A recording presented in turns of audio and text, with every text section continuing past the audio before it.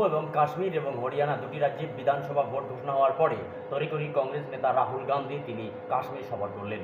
কাশ্মীর সফরে চলাকালীন অবস্থায় তিনি সাংবাদিকদের প্রশ্নের উত্তরে তিনি বলেন, কাশ্মীরের সঙ্গে তার রক্তের সম্পর্ক রয়েছে।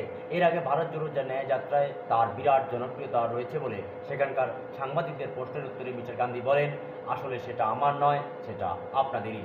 এই বিষয়ে সাংবাদিকদের প্রশ্নের উত্তরে মিস্টার গান্ধী, मैं जम्मू और कश्मीर के लोगों से मोहब्बत करता हूं,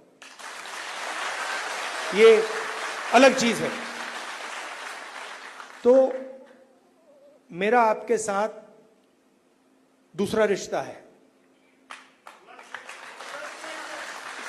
इस बात को मैं मतलब हर बार यहां आता हूं, ये मुझे और गहराई से समझ आती है। ये बहुत पुराना रिश्ता है, खून का रिश्ता है। तो ये मैसेज मैं आपको देना चाहता हूं।